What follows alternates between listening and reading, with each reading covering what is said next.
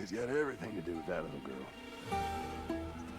This looks insane. Can't be any worse than in here. The Last of Us on PS3. This looks amazing. We're shitty people, Joel. After all we've been through. The Last of Us Remastered. One of the best games. No fucking way. Yeah.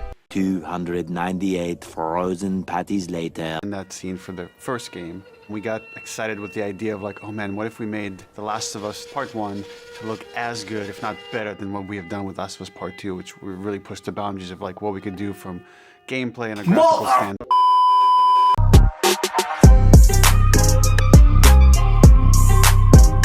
I did a video not so long ago about the remake of The Last of Us Part 1, and I went through some of the amazing features that I wanted to see in this beloved remake that was rebuilt from the ground up. Rebuilt from the ground up. Rebuilt from the ground up. The Last of Us was one of my favorite games of all time. Joel was probably my favorite character in PlayStation's history. To think this game was made back in 2013 on the PS3, which made me fall in love with Naughty Dog and what they did with their games. They brought their games alive with some of the best characters I've seen in a video game. Uncharted was up there along with The Last of Us of how good that game was. Not just the game, the story that came with it. With The Last of Us, it was only a year later that the remaster made its way to the PS4 with enhanced visuals but also 60 FPS, which took it to the next level. This remaster was totally worth it. Playing it on my PS4 was probably when my PS4 unlocked its special feature of aeroplane fan mode. Oh shit, here we go again. We had added features on this remaster with Ellie's backstory with Left Behind, and it dived deeper into the character of Ellie and Riley and what happened before the events of The Last of Us. I've put in over 100 hours of The Last of Us, and the remaster was amazing, and it lives up to today's standard. It's still up there. Now fast forward to 2020, which was an unbelievably shit year for everyone. The only real hope coming out of it was the release of The Last of Us Part 2, a game I was so damn excited for, 7 years in the making. The Last of Us Part 2 was a game I instantly pre-ordered.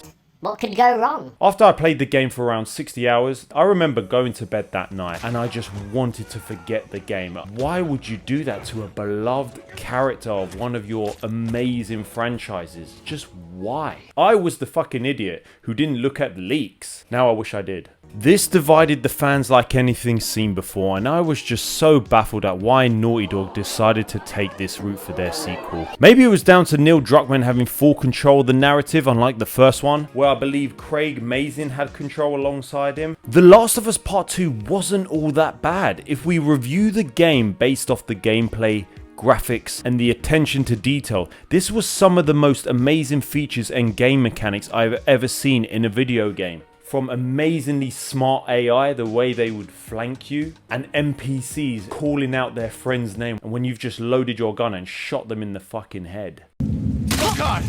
Ashley! No! Charlotte! Jesus! Kira! Being able to dodge, jump and go prone was some of the most amazing features that came to the game. Now when I heard they were remaking The Last of Us Part 1, I was so fucking shocked. I was like, why? What do you mean you're remaking The Last of Us Part 1? It's a perfect game. You mean you're remaking Part 2? You're remaking Part 2? Boundaries of like what we could do from. They fucked up with The Last of Us Part 2 and they wanted to milk the success from the first one. They were like, we're going to bring it to the new hardware. And instantly I thought, wow, they're going to totally remake it. I thought they were going to change scenarios in the game, which made me think, do not change the way Joel is. Don't try and make us like Abby. We don't. Time went by and I was clicking on YouTube. As there was more promotion and talk about The Last of Us Part 1, I started to get a little bit more optimistic about the game. Would I love to play this near perfect game already, but it's enhanced visuals, it's optimized for the PS5, it's rebuilt from the ground up, but it has all these amazing added features from The Last of Us Part 2. So I was assuming jumping, going prone, dodging was all going to be added to the game. And I thought, you know what? Fuck yeah, this is going to be good. Yeah, that shit ain't been added. So what now? Now, leaks of The Last of Us Part 1 started to happen on YouTube. And I thought this was some kind of fucking joke. I thought this was The Last of Us Part 1 remake gameplay. And this looked exactly the fucking same as the PS4 version.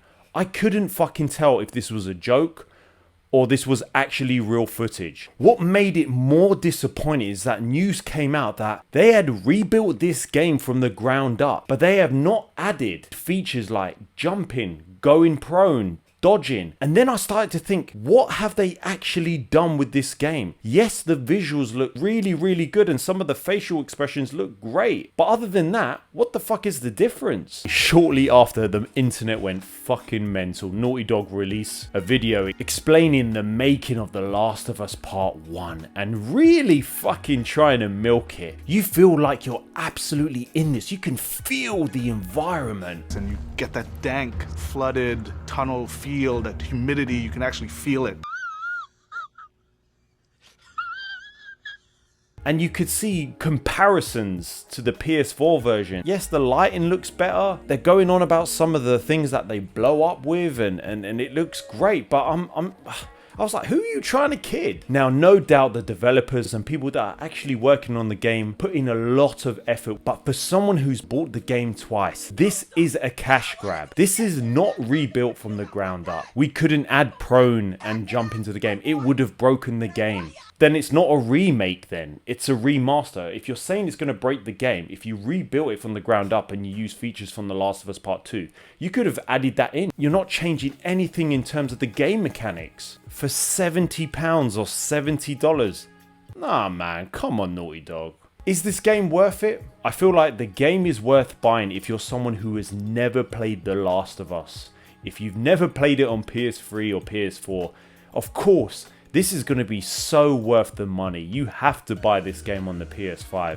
What, we're going to buy it for a third time since 2013? It's a cash grab. And that's why I had to make this video. I'm disappointed, as always with Naughty Dog. Will you be buying the game? Have you bought the game before? I want to hear your thoughts. Make sure you comment below and let me know. Let's take a look at the comment of the day from my previous video. Top 15 PS5 games with insane graphics. Shout out to Salman Javed. Great video, though I will say God of War 2018 should have been on this list, but again, the lineup was great. Thank you for the comment, and of course, I actually had God of War on the list, and then I was thinking, shall I put Star Wars Jedi Fallen in there or God of War? And I thought I just picked Star Wars because I was like, I don't want to do a top 16 PS5 games with insane graphics. So just, let's do 15 this time. Well, we're going to see where we go from there, and I'm going to continue playing Death Stranding because I'm playing that game. I better deliver some more cargo. See ya.